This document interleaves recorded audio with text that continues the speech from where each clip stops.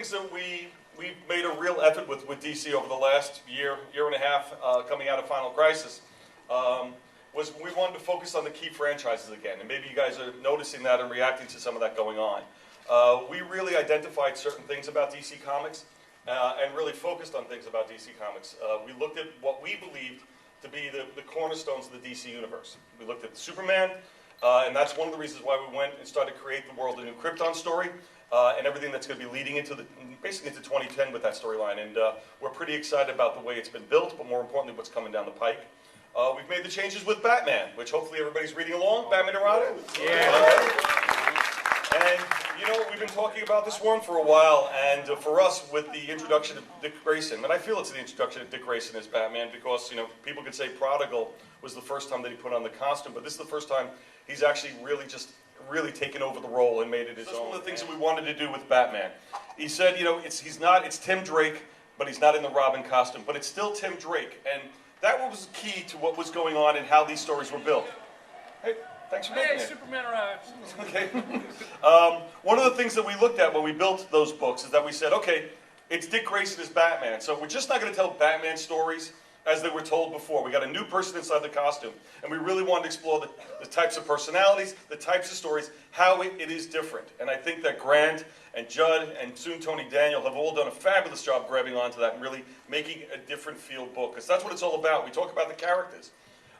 You know, it goes back to when I first made the mistake of letting people know that I actually really wanted to kill Nightwing. You know, and really, not that it was a mistake to kill him, it's just a mistake to tell you guys. One of the things that we did after that, or I did, is we went to conventions and panels like this and asked everybody what was so great about Dick Grayson. Why did you react so strongly about the reason of us trying to kill him? And then it started to come back, and it wasn't so much about how much they were loving a particular Nightwing story at that moment, or there's these great things that they thought were coming down the pipeline. It's that everybody felt like they grew up with Dick Grayson. Everybody felt like they were there when he first became Robin, and they watched him grow up along with you as a fan. And you felt that sense of, you know, kinship with the character. And that's why they cared so much about him. So when we heard that level of discussion taking place, we said, you know what? Let's take him to the next step. And that's actually how the whole story got started with Dick Grayson taking over the Batman suit. But it was from conversations and things like this, the panels that we do, because we hear what is people reacting to, and then you build out the stories from that. But I've been pretty excited by that or how that all's been working. I'll give you a little information behind the scenes, so please don't spread it around. This is just for you guys, okay? Don't send it down below the border. The way we're working it right now is that we have the series rolling out, and I think we go 1 through 5, 1 through 6, we get through December. And we're actually building in a skip month in the month of January because there's a special stunt tied into Blackest Night that I can't tease about. But then we wrap up the series back in March, and hopefully if there's still a DC universe, there's going to be some great stuff taking place after that. Can't get too far ahead of ourselves, but you know, but stay tuned for Blackest Justice League, Blackest Justice Society, and just, you know what? We'll steal any idea possible. But we have some great things going on. The 3 miniseries, as much as we're excited about Blackest Night, we are excited about the 3 miniseries. And the Blackest Night Batman, the Blackest Night Superman, and the Blackest Night Titans, once have all started. I think there's a lot of fun that's going on over there. And then you get a second wave of those starting in December with Blackest Night Wonder Woman, Blackest Night Justice Society, and then Blackest Night Flash. So a lot of good things coming down the Blackest Night way, and a lot of books heading your way. But the one thing I'm going to say is we are making every effort, and I mean this wholeheartedly. We're making every effort to make every book feel important, make every book feel like it matters, and more importantly, don't feel like it's just repeating the same theme over and over. There's a lot of great stuff and a lot of great characters, and each one is handling the story a little differently that's unique to their own series. And I'm hoping that you guys are excited about what's coming down the pike as we are, because we got some great writers, not just with Jeff working, but Pete Tomasi, who's been involved in Green Lantern now for years with the core books. You also have James Robinson getting involved right now, and he's also taking place with more of the books there. Greg Ruck is going to be doing Blackest Night Wonder Woman. We got J.T. Kroll, so we have so many guys that's taking place. And I'm happy to say that the events and the books tied into Blackest Night are in very, very good hands. Next one up we're going to talk about, though, is Wonder Woman.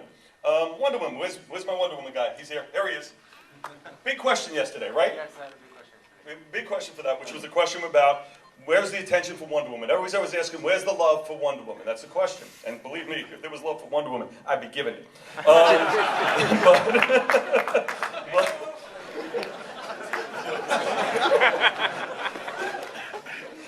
That really slipped out. Sorry, guys.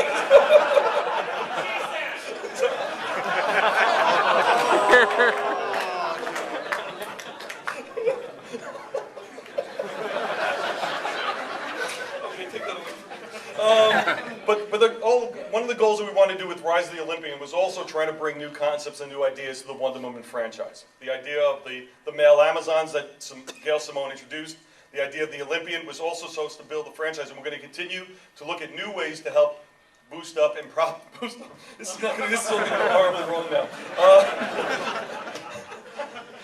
We're really working hard to make Wonder Woman really good, okay? That's the main thing there. And as Fletch says, she has our full support.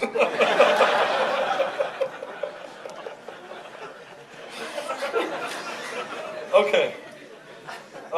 Anyway, but again, we consider Wonder Woman a key franchise, important to the DC universe, and more importantly, one of the cornerstones of DC Comics. And it's interesting, I said this yesterday, I'm going to recap it today. There was a little bit of a discussion taking place amongst the fans, and it was brought to our attention at a couple of the panels. And there's actually a little bit of a write-in campaign going on right now about the goal to give Wonder Woman her due, so to speak. Give her the same level of attention, support that we feel that Superman and Batman have. And this year, next year, we're looking at Superman and Batman's 700th issues. And there actually are the 700th issues. You can actually count them in a row. And in this particular case, we're going to see the people coming to say we should make Wonder Woman 600. Issue number 45 in June would be her 600th issue. And they did the math, and I did the math, and they were right. And the news is that we are considering that. We really are, but it has to come from the groundswell. My concerns was that I wanted to keep Wonder Woman as accessible as possible, feel young as possible, and that's one of the reasons why I didn't want to be overwhelmed by the numbering. But if we feel that the numbering is important to the fans, then we'll make that adjustment and change. But as the joke is, or at least the statement is right now, 600 postcards for a 600th issue. And right now I got 55. So we've got a little ways to go. But if the interest is there, then we'll consider doing that and we'll move on from there. If you've ever read Bill's work, I mean, he's just setting the world afire with everything going on in Fables right now. And Bill has such an affinity to the DC characters. As we like to say, he's the guy who killed Spoiler. Right? You remember that? He remembers that. And for us stepping on board with him on Justice Society, we feel we got a real coup and a real writer that would help lead the direction. The great part about it is that, I don't know if I said this or not, the books themselves, though, are going to be going into new directions as well. There's going to be a second JSA series called JSA All-Stars, and the team is going to split. I mean, JSA is a great book, but 25 characters seems like a lot for one series. So, and there's so many great characters in there, we want to give everybody the best chance possible. So by splitting the books, I think you're going to see something that'll be a lot of fun. And the second book, the JSA All-Star book, will also have a second feature in it as well to start the book. And I can't say who it is, but if you give me an hour, I could probably answer that if we looked at a couple of characters. JSA, somebody got that? Okay, good. Okay, but we got some fun things happening with JSA All-Stars. The Justice Society book's also one that's going to be taking off. And we also feel that because JSA has been so strong for us, that's one of the reasons why we believed in launching a Magog series and then also launching a Power Girl series, just to show you the depth of characters that exist within that book. There you go. Those are our 8 key franchises, but that doesn't push anything else aside. I just want to show you where we are and what we're growing out, the types of books we're doing. We're also trying some little more experimental things. If you want to go to the next slide for a second, which is Wednesday Comics.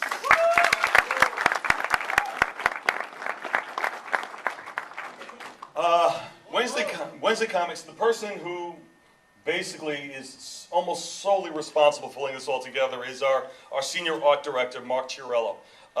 Mark, for over 2 years, has been pitching Wednesday Comics.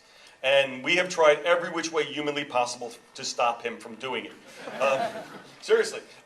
You know, we try to change formats, we try to change structure, we try to change the amount of time that it came out.